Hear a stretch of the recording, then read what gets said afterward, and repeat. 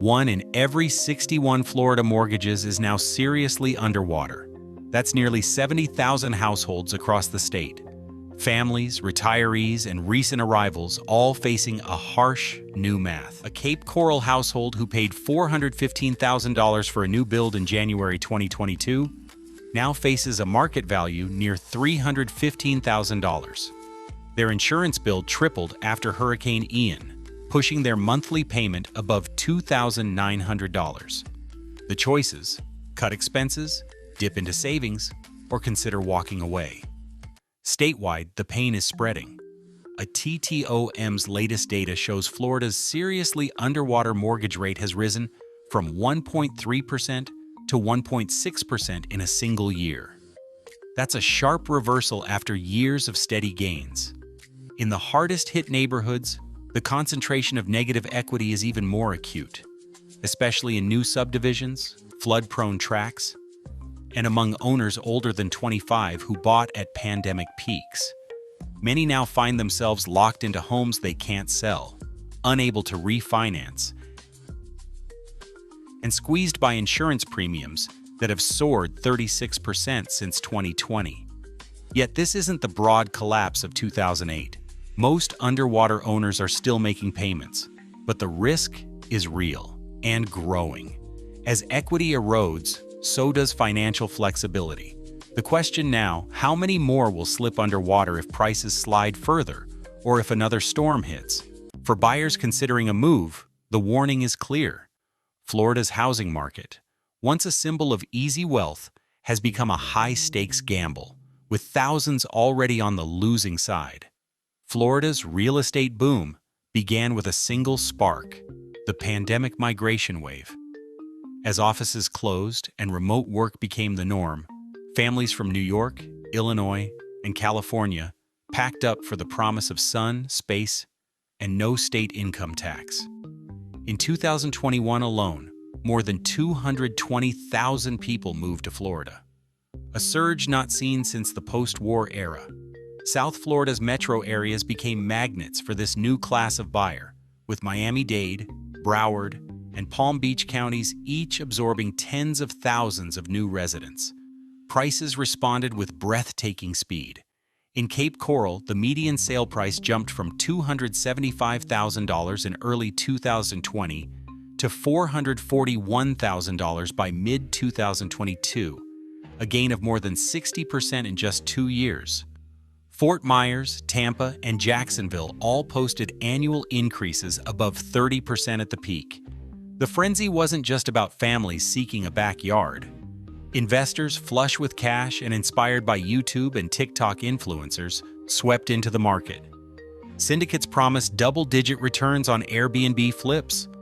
Local agents recall lines of out-of-state buyers, some making offers sight unseen, others waiving inspections and appraisals just to secure a contract. Social media stoked the fire.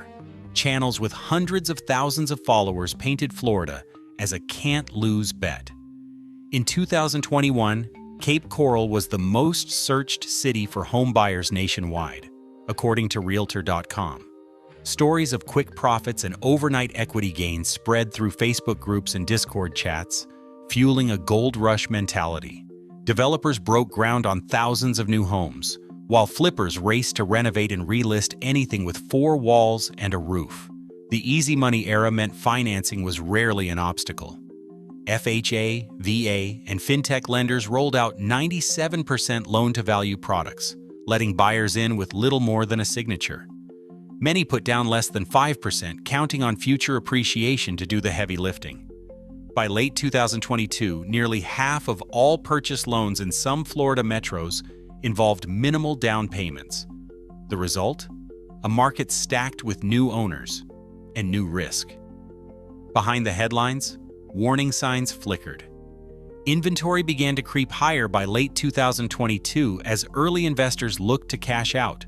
Rental yields softened, especially in newly built subdivisions. Yet the prevailing mood stayed euphoric. In Cape Coral, new subdivisions filled with recent arrivals from the Midwest and Northeast, each convinced they'd bought into a permanent boom. But with so much new money chasing the same dream, the seeds of oversupply and future distress were already sown. Parcel-level data shows an estimated 7,700 households underwater in a city of just under 100,000 owner-occupied homes. The aggregate hit, somewhere between $232 million and $620 million in lost equity, depending on where prices landed and when the loans were written. The pain is not spread evenly. In subdivisions built between 2021 and 2023, negative equity clusters like storm debris. These are neighborhoods where buyers arrived with minimal down payments, often less than 5%, betting that rising values would do the heavy lifting. Instead, a 7 to 11% drop in median sale prices since the peak has erased any cushion. In some tracts, 1 in 5 homes is now underwater.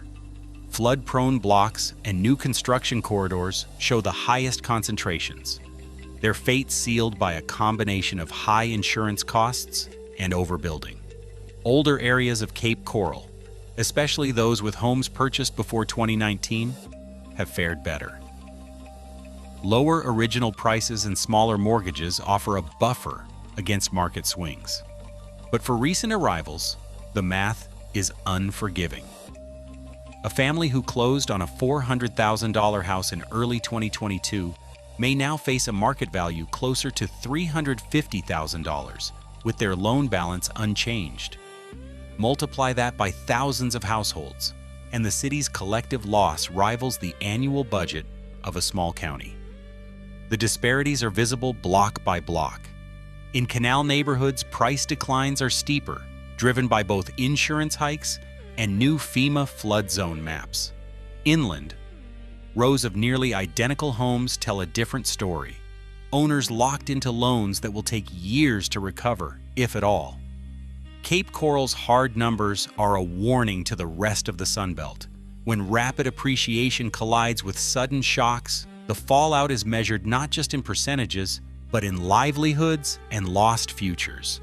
Texas, Arizona, and the Carolinas are watching Florida's unraveling with growing unease. In Austin, active listings have doubled since 2022, while San Antonio's underwater rate quietly crept past 4.3%. Phoenix, once the poster child for pandemic migration, now reports 1.9% of mortgages below water, still modest but trending up. Charlotte and Raleigh, fueled by tech jobs and remote work, show slower inventory growth, yet local analysts flag a rising share of homes selling below their 2022 purchase price. Economists warn that the Sunbelt's vulnerabilities don't stop at the Florida line. If rates stay high and insurance costs persist, we could see a broader Sunbelt correction like Florida's, says housing analyst Nicole Bachode. The mechanics are familiar.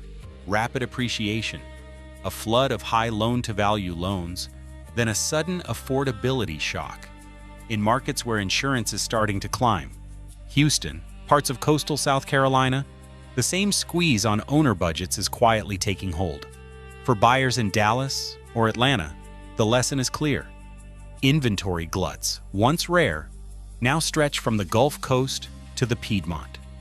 Price cuts, once unthinkable, are creeping into listing histories. Each new pocket of negative equity chips away at the sense of safety that once defined these boom towns. The Sunbelt's promise of easy money and endless demand is starting to crack. Florida's crisis is a warning, not an outlier. As one economist put it, what happens in Cape Coral doesn't stay in Cape Coral. The risks are spreading, and no Sunbelt city is immune. Cape Coral now leads the nation, with 8% of homeowners owing more on their mortgages than their houses are worth.